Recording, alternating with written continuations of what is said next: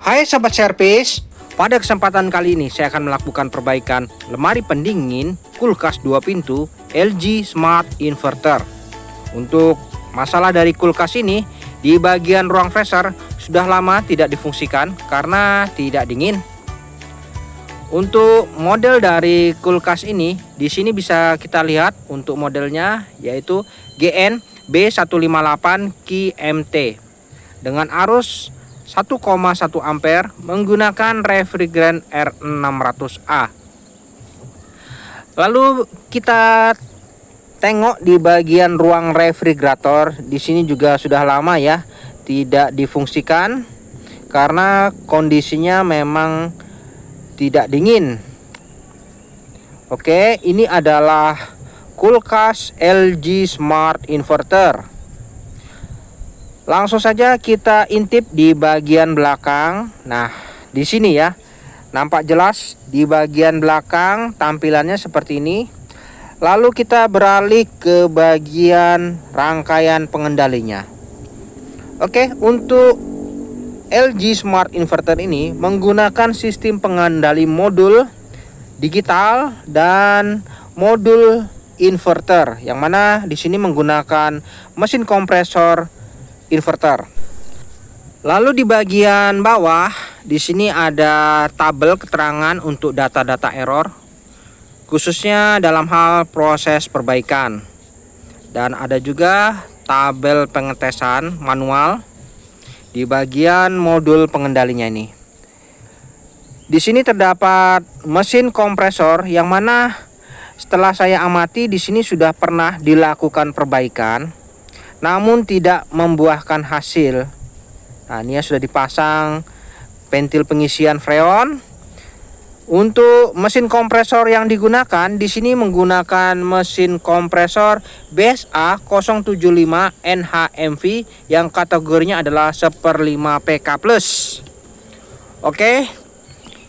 Kita beralih ke rangkaian modul pengendali. Apakah ada masalah di bagian kode errornya?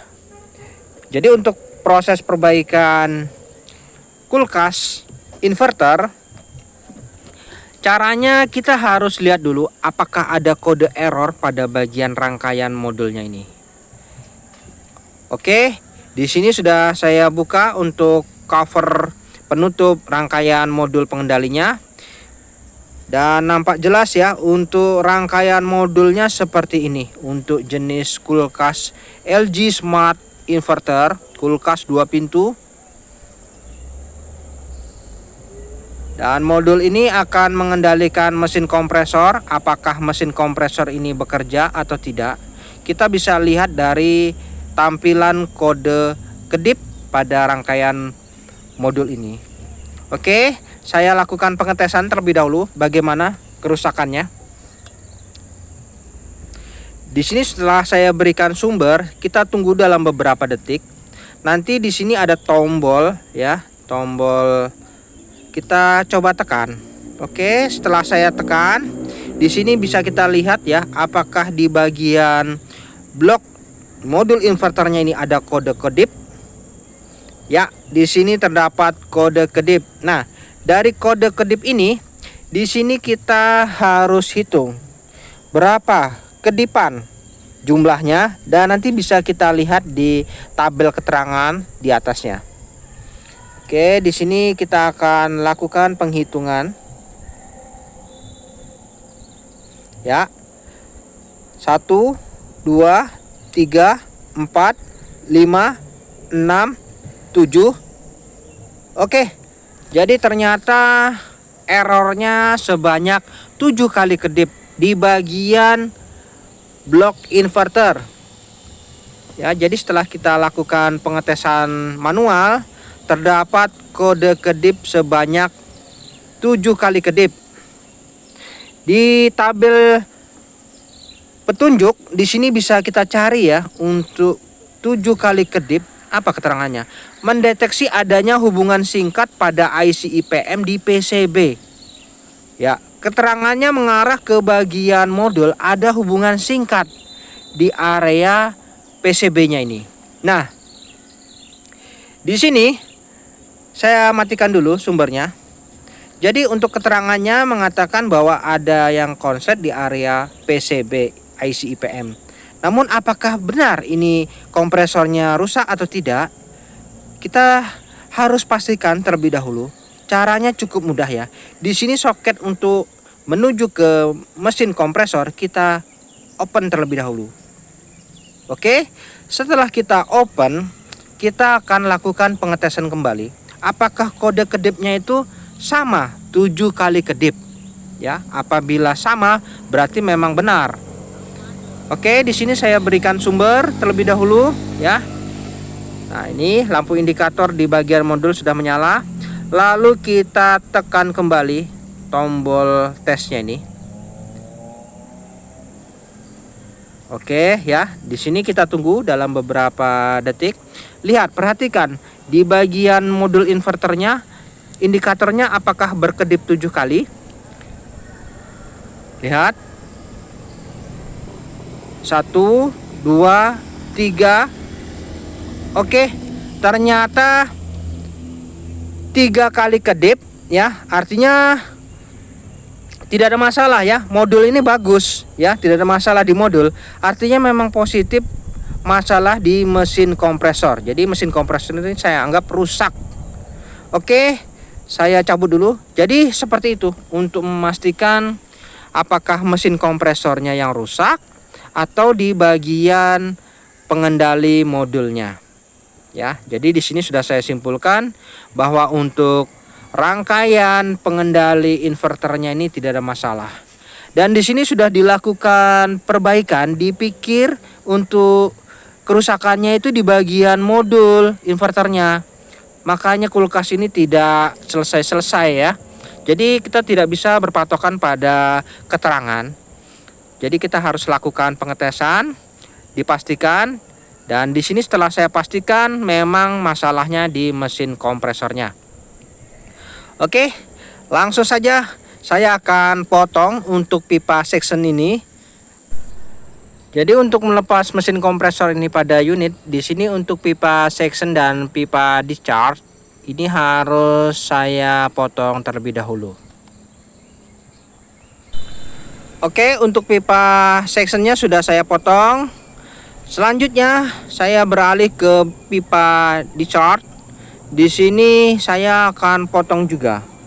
Jadi untuk melakukan proses pembongkaran mesin kompresor, pipa ini harus kita potong, baru kita bisa mengeluarkan mesin kompresor pada bodi unit ini. Oke, saya cabut dulu ya.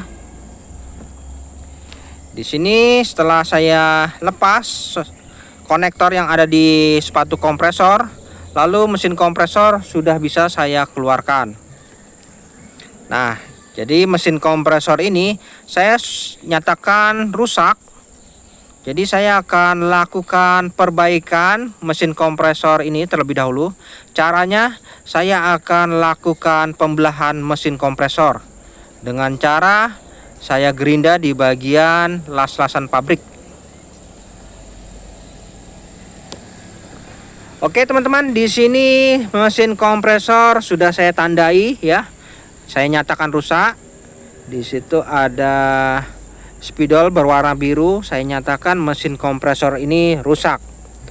Dan saya akan lakukan proses pembelahan mesin kompresor. Yang mana untuk proses pembelahan mesin kompresor ini kita lakukan penggerindaan pada bagian bawah las-lasan pabrik. Namun sebelumnya kita keluarkan dulu di tab olinya yang ada pada mesin kompresor, sambil kita bisa lihat untuk takaran olinya. Jadi untuk takaran olinya ini kita harus punya patokan berapa mili ya. Di sini setelah saya kuras ternyata kurang lebih sekitar 50 cc olinya ya. Oke, jadi kita sudah tahu takarannya untuk mesin kompresor ini kurang lebih sekitar 50 cc. Baik, selanjutnya setelah dilakukan pengetapan tinggal dilakukan pembelahan. Nah, ini kita gunakan mesin gerinda. lakukan proses penggerindaan secara hati-hati, gunakan pengaman yang memadai. Baik, di sini saya lakukan penggerindaan sekeliling dan dirasa sudah cukup untuk proses penggerindaan. Tinggal kita ketok-ketok, lalu disungkit ke atas, kopnya ini akan terbuka. Nah, ini jadi sudah terbuka kopnya. Untuk serpihan serbuk pada saat proses penggerindaan itu tidak masuk ke dalam, karena di sini ada pelindung kop bagian dalam yang tidak kita gerinda ya. Oke, selanjutnya tinggal kita lihat apa kerusakan dari mesin kompresor ini. Di bagian bandul di bawah stang piston, di situ ada as ya. Asnya ini biasa di sini macet. Oke, di sini saya rasakan memang terasa berat dan tidak bisa bergerak. Saya coba gerakan dengan manual, tangan tidak bisa ya, terlalu keras. Nah, seperti ini rata-rata kerusakan untuk jenis mesin kompresor inverter seperti ini. Kerusakannya macet ya di bagian as serta pistonnya ini. Cara perbaikannya, kita bisa berikan pelumas sedikit di bagian-bagian yang kira-kira menurut kita terjadi kemacetan. Lalu tinggal kita ketok perlahan-lahan sampai bandulnya ini bisa bergerak. Oke, di sini saya coba ketok ya. Oke. Nah, ini ya, masih berat ya. Di sini tidak ada cara lain selain didorong paksa untuk proses perbaikannya ini sampai asnya ini bergerak, rotornya. Nah, seperti ini ya. Jadi apabila sudah bergerak seperti ini ada kemungkinan bisa berputar nantinya. Namun kita harus koreksi apa penyebab dari bandul ini bisa lengket, rotor ini lengket atau piston ini lengket ya. Kita harus cek benar-benar apakah di bagian piston ini ada yang mengganjal atau yang lain. Kita harus pastikan terlebih dahulu. Oke, setelah rotor bisa berputar dengan baik, selanjutnya di bagian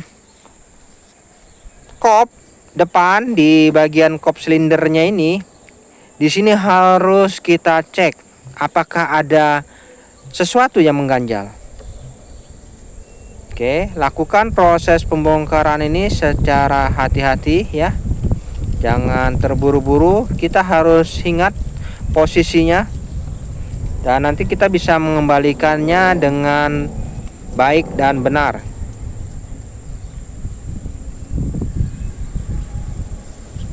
Oke, untuk pak di bagian kopnya ini, di sini nampak kotor. Oke, dia di sini ada kotoran yang mengendap di bagian platnya ini.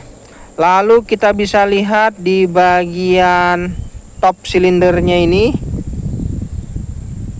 Nah, ini di sini sepertinya ada kotoran yang menyangkut. Nah, ini. Jadi kita harus coba bersihkan dulu ya. Sesuatu yang mengganjal ini akan mengganggu nantinya pada saat proses mesin kompresor ini aktif. Oke, nah di sini ya jelas terdapat sesuatu yang mengganjal seperti kerak. Nah, ini yang menyebabkan mesin kompresornya jadi macet. Jadi di sini saya bersihkan dulu. Baik teman-teman, setelah saya bersihkan ya, sudah tidak ada lagi kotoran yang mengganggu pada pergerakan kompresor pada bagian pistonnya ini. Selanjutnya saya lakukan pengetesan. Nah, di sini saya berikan tameng agar nanti pada saat mesin kompresor aktif, olinya tidak berhamburan. Oke, untuk mengaktifkan mesin kompresor inverter ini, gunakan modul pengendali inverter. Di sini saya memiliki modul pengendali. Saya tes, saya berikan sumber. Kita tunggu dalam beberapa detik. Apakah mesin kompresor ini aktif? Ya, mulai bergerak. Oke. Di situ untuk pistonnya sudah bergerak, rotornya sudah berputar. Lihat, pergerakannya benar-benar mantap ya. Jadi pastikan di sini rayyan dulu, jangan terlalu lama, lalu berikan pelumas secukupnya, dan mesin kompresor tinggal kita lakukan pengelasan kembali. Oke teman-teman, di sini mesin kompresor sudah saya lakukan pengelasan dan saya nyatakan sudah lumayan layak ya digunakan. Tinggal kita pasang kembali. Untuk modul pengendali nanti mungkin kita lakukan modifikasi saja karena itu sudah diobrak-abrik ya. Di sini saya pasang dulu mesin kompresornya pada posisinya, lalu tinggal disambungkan pipa section dan discharge-nya ini. Oke, setelah itu kita akan lakukan proses pemvakuman dan proses pengisian freon. Namun sebelumnya di sini saya akan lakukan pengetesan mesin kompresornya ini pada unit. Di sini saya pasang tang ampere terlebih dahulu. Kita akan hidupkan secara manual apakah mesin kompresor ini bisa berfungsi dengan baik. Oke, saya berikan sumber terlebih dahulu. Lalu di sini kita bisa lihat untuk tang ampere menunjukkan arus di 0,0 ampere, artinya mesin kompresor belum aktif. Lalu di sini saya tes, saya tekan switch-nya ini untuk menghidupkan mesin kompresor. Ya, modul sudah berkedap-kedip. Kita tunggu dalam beberapa menit mesin kompresor aktif ya. Ini mesin kompresor sudah aktif ya, mantap. Bisa kita lihat untuk arusnya di 0,32 ampere. Jadi untuk mesin kompresor sudah aktif. Dan untuk daya tekannya kita tes ya. Di sini sudah ada daya presnya. Jadi untuk mesin kompresor ini sudah siap kita gunakan kembali. Kita pasang pada unit dan kita akan lakukan proses pemvakuman ya. Oke, saya rasa untuk daya dorongnya di sini sudah lumayan ya. Nanti akan terjadi dorongan yang cukup kuat pada saat proses perputaran penuh. Oke, arusnya di sini sudah di 0,5 ampere. Nah, ini ya. Jadi ini sudah perputaran penuh dan daya dorongnya juga semakin kuat. Untuk jenis mesin kompresor inverter itu seperti itu. Awalnya lambat, lalu kemudian akan berputar dengan cepat. Oke, tinggal saya rakit kembali untuk sambungan pipanya ini. Lalu saya lakukan proses pemvakuman. Oke, saya matikan dulu sumbernya. Saya lakukan pengelasan dulu ya untuk pipa-pipanya ini. Baik teman-teman, di sini setelah saya sambungkan pipa hisap dan pipa tekannya, lalu sudah saya pasang selang manifold.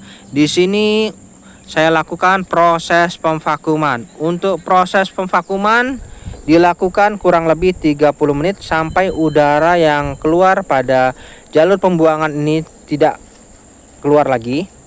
Lalu arusnya di sini menunjukkan di 0,14 ampere. Dan saatnya saya tutup untuk jalur pembuangan udara.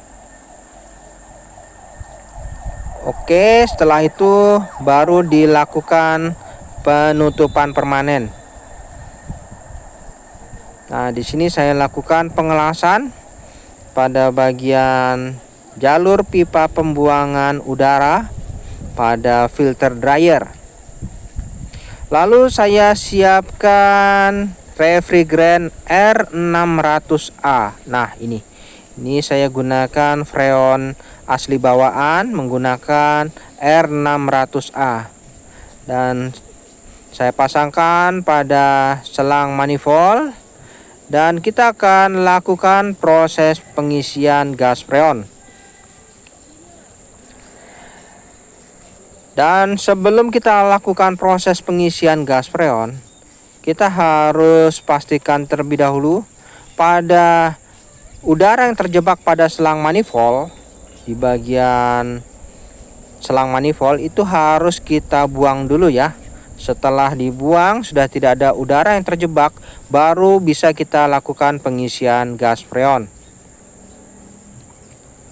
Oke, untuk proses pengisian gas freon dilakukan secara perlahan-lahan, jangan sampai lebih dari 1 PSI. Untuk tekanan R600 itu standarnya kurang lebih di 0 PSI atau 1 PSI. Jadi di sini untuk proses pengisiannya kita patokannya di 0 PSI saja ya. Oke, di sini saya lakukan pengisian freon di 0 PSI. Kita tambah sedikit sampai pas sambil kita tunggu perlahan-lahan. Nah, proses pengisiannya pun tidak boleh terburu-buru karena mesin kompresornya sangat rentan ini ya.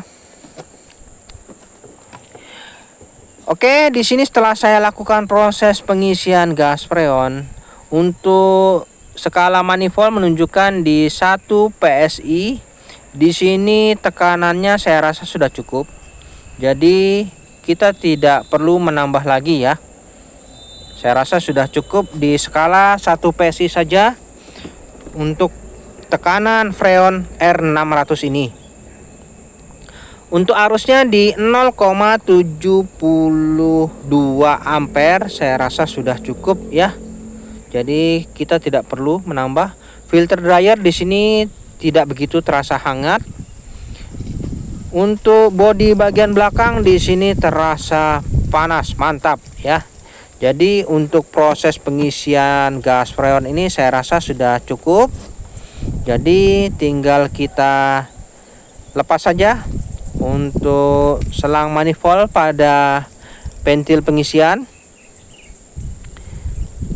Dan jangan lupa untuk pentil pengisian ini kalau tidak mau disegel itu bisa kita tutup dengan penutupnya ini. Namun jangan lupa di penutupnya itu ada gelang seal ya, jangan lupa dipasang.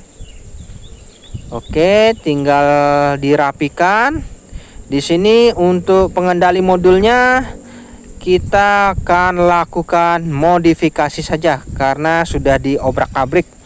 Jadi saya merasa saatnya saya lakukan modifikasi menggunakan sistem timer, yang mana banyak teman-teman yang pada ingin tahu bagaimana kalau saya melakukan modifikasi modul LG inverter ini menggunakan sistem timer. Oke, pada kesempatan ini saya akan kabulkan, saya akan lakukan modifikasi kulkas LG inverter ini dengan menggunakan sistem timer.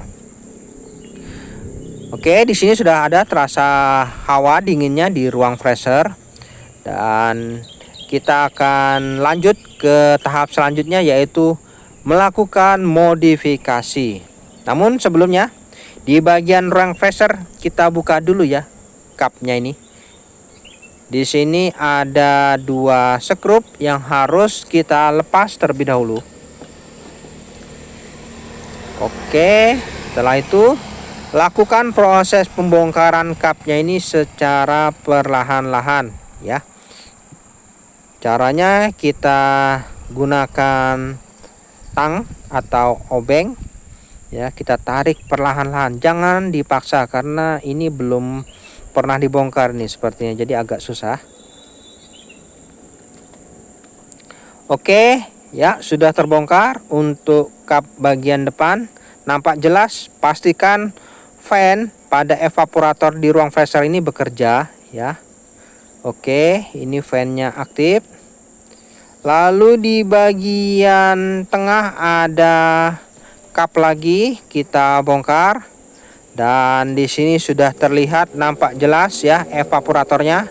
Bisa kita lihat untuk pembentukan saljunya sudah mulai terbentuk ini. Namun tidak full karena masih baru. Biarkan proses ini berjalan. Kita akan lakukan proses modifikasi di bagian defrostnya. Namun sebelumnya saya siapkan dulu partnya. Saya menggunakan bimetal defrost dan ini adalah defrost timer. Oke, bimetal defrost yang saya gunakan di sini sudah satu paket, ada fuse derajatnya ya. Nah ini, jadi kita akan gantikan perannya termistor menggunakan bimetal defrost. Oke, kita matikan dulu unit kulkasnya. Dan setelah saya matikan, kita akan langsung lanjut melakukan proses modifikasi tahap pertama, yaitu di bagian termistor dan fuse derajatnya ini kita lepas. Nah, di sini ya. Jadi untuk modul pengendalinya ini menggunakan sistem termistor. Ini kita gantikan perannya dengan bimetal defrost, yang mana saya sudah siapkan tadi ya, bimetal defrost dan fuse derajat yang akan menggantikan perannya termistor dan fuse derajat. Oke, kita lihat dulu. Untuk bimetal defrost kabelnya yaitu coklat dan oranye, sedangkan termistor kabelnya oranye. Nah, jadi kita fokus dulu di bagian termistor. Untuk termistor di sini kabelnya oranye, sedangkan bimetal kabelnya oranye coklat. Ini saya potong. Nah, ini ya. Jadi saya mulai dulu penyambungan pada bimetal defrost untuk menggantikan perannya termistor. Oke, untuk termistor kabelnya berwarna oranye yang akan langsung saya sambungkan dengan bimetal defrost. Untuk penyambungan kabel ini walaupun bolak-balik tidak masalah ya, karena ini tidak ada positif dan negatifnya, jadi bebas saja ini. Nah, ini caranya seperti ini ya. Dan di sini untuk kabel bimetal defrost kabelnya berwarna oranye dan coklat. Langsung saja kita sambungkan ke kabel berwarna oranye. Oke, setelah tersambung seperti ini ya. Sudah tersambung untuk kabel bimetal defrost menggantikan perannya termistor. Lalu di sini ada kabel berwarna merah dan biru. Ini adalah kabel fuse derajat.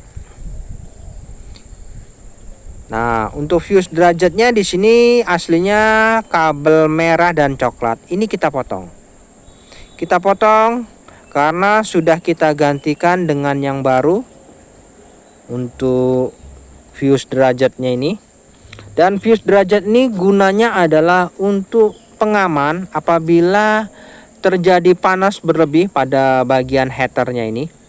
Jadi apabila terjadi panas yang over, fuse ini akan putus apabila suhunya sudah mencapai dengan yang ada pada fuse tersebut. Oke, di sini tinggal kita sambungkan saja, bebas ini bolak-balik tidak masalah juga ya. Dan terdapat dua sambungan, yaitu sambungan fuse derajat dan sambungan bimetal defrost. Oke, selanjutnya tinggal kita rapikan saja. Nah, seperti ini saja cara menyambungnya. Bimetal Depro sudah menggantikan perannya termistor. Letakkan pada posisi semula, yang mana letaknya di bagian evaporator. Lalu tinggal dirapikan saja seperti ini. Untuk termistor aslinya ini jangan dibuang ya. Ini harus kita pasangkan kembali pada jalur modul, karena nanti tidak akan bisa berfungsi modulnya. Oke, selanjutnya jangan lupa untuk fan-nya ini kita kembalikan lagi soketnya. Apabila dilepas, jangan lupa dikembalikan ke posisi semula. Dan selanjutnya tinggal kita fokus pada jalur bagian timer. Nah, di bagian timernya ini kita pasangkan pada modul pengendali. Oke, bagaimana caranya? Di sini caranya cukup mudah. Yang pertama kita amati di bagian soket. Di situ kita cari kabel yang berwarna oranye. Yang mana tadi kabel oranye adalah kabel bimetal Depros. Ya. Di sini kabel oranye kita cari. Nah, ini adalah kabel yang menuju ke bimetal Depros di ruang freezer. Lalu untuk kabel oranye ini kita akan lakukan pemotongan. Nah, di sini saya lakukan pemotongan terlebih dahulu. Lalu untuk termistor yang ada di ruang freezer tadi, ini termistornya kita kembalikan ya pada jalurnya. Yang mana tadi jalurnya yaitu menuju ke bagian pengendali modul. Oke, di sini harus dipasang kembali agar kinerja dari modul pengendali ini bisa berfungsi. Jadi apabila termistornya ini tidak terpasang, maka modulnya ini akan error ya, karena dia akan mencari di mana termistornya nih, mengapa tidak terpasang. Nah, seperti itu. Maka akan terjadi error. Untuk menghindari itu, jadi untuk termistornya ini saya kembalikan lagi ke posisinya. Namun pindah tempat ya, yang awalnya di ruang freezer sekarang di ruang modul. Tidak masalah ya, ini fungsinya hanya sebagai mengaktifkan pengendali modulnya ini agar tidak error. Oke, sudah terpasang untuk termistor. Lalu kita akan lanjut ke kabel oranye selanjutnya. Nah, ini kabel oranye yang menuju ke Depros ini disambung kemana? Oke, kita langsung menuju ke Depros timer. Di bagian Depros timer, di sini ada pin-pin soket, yaitu pin soket bisa kita lihat ada angkanya ini, yaitu pin soket 1. Nah, ini 2, 3, 4. Oke, jadi ada 4 pin. Kita fokus di pin 1 dan 2 terlebih dahulu. Oke ya, kita fokus di pin 1 dan 2. Untuk pin 1 dan 2 ini kita cari lagi kabel heater. Di sini ada kabel oranye, biru, dan merah. Untuk kabel oranye dan merah ini adalah kabel heater, sedangkan birunya adalah netral. Kita ambil kabel warna merah dan oranye. Nah, ini ya kabel merah dan oranye ini adalah kabel heater. Ini kita ambil dan kita potong. Ini kabel oranye, ini kabel merah, lalu kabel biru tidak kita potong. Kita hanya potong kabel oranye dan kabel merah, karena ini adalah kabel yang menuju ke heater. Oke, untuk kabel merah dan oranye ini menurut diagram itu adalah kabel heater. Jadi kita potong saja kedua kabel ini, kita jadikan satu.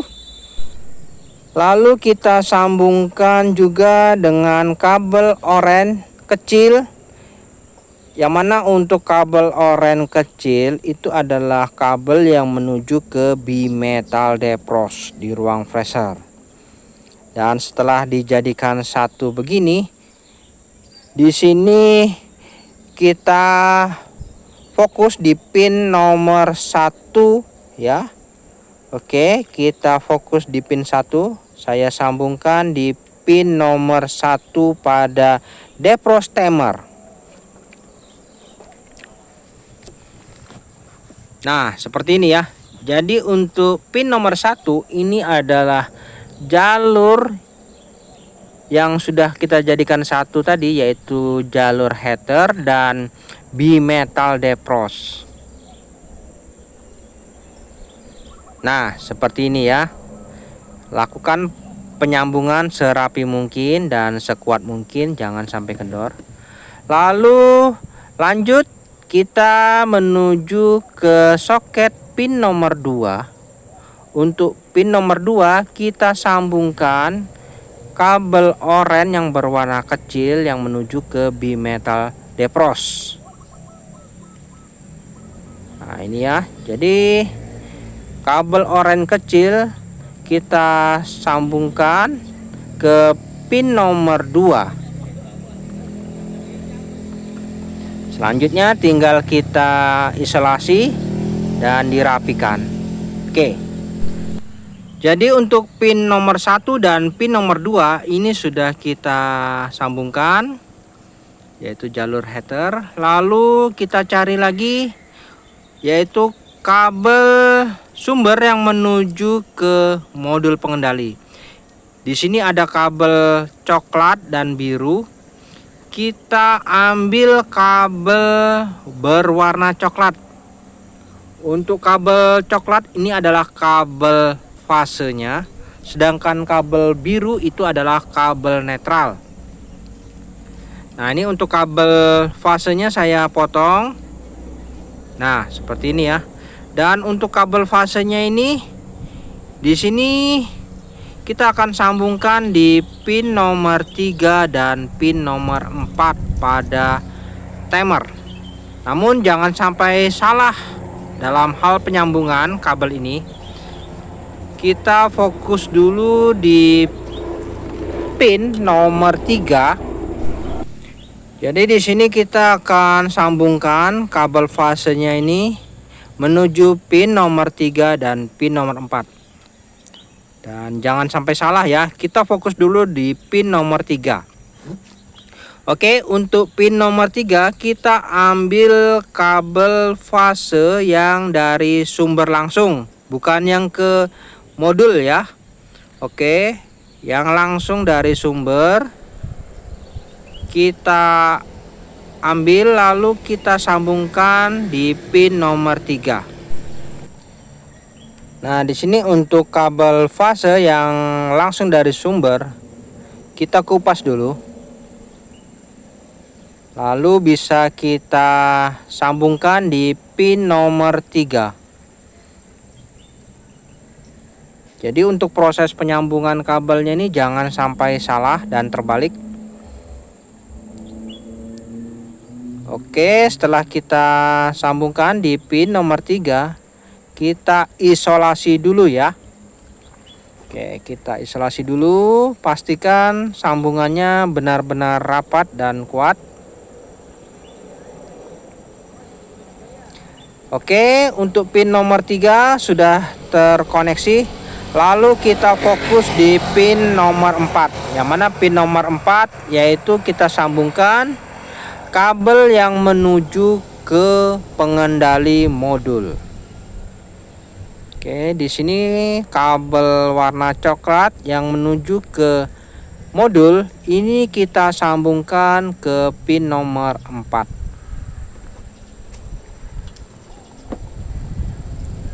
Oke, di sini kita sambungkan kabel warna coklat yang menuju ke modul ke pin nomor 4. Selanjutnya tinggal diisolasi kembali.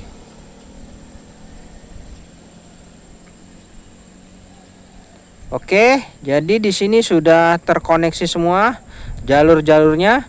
Semua pin pada timer sudah terpasang. Tinggal kita rapikan saja ya. Di sini untuk proses pemasangannya, apabila jalurnya ini benar, sudah pasti yakin pasti akan baik. Jadi pastikan jangan sampai salah urutannya. Dan untuk modifikasi di bagian modul pengendali ini, saya rasa sudah cukup dan sudah selesai. Yang mana modul ini saya pastikan pasti akan sempurna proses defrostnya karena sudah sesuai ya, mantap. Jadi kita tidak perlu lagi memikirkan yang lain, tinggal kita lakukan perapian. Kita tutup dan kita akan lakukan pengetesan. Oke, jadi untuk proses modifikasi di bagian ruang modul sudah selesai. Untuk ruang freezer juga sudah selesai, tidak ada masalah. Tinggal dikembalikan saja nih aksesoris yang ada. Jangan lupa kita sekrup kembali. Lalu untuk aksesorisnya kita pasang juga. Oke, untuk proses modifikasi kulkas LG inverter ini saya rasa sudah sempurna. Baik teman-teman, sampai di sini dulu perjumpaan video saya dan kita akan ketemu lagi pada video saya selanjutnya. Sampai jumpa.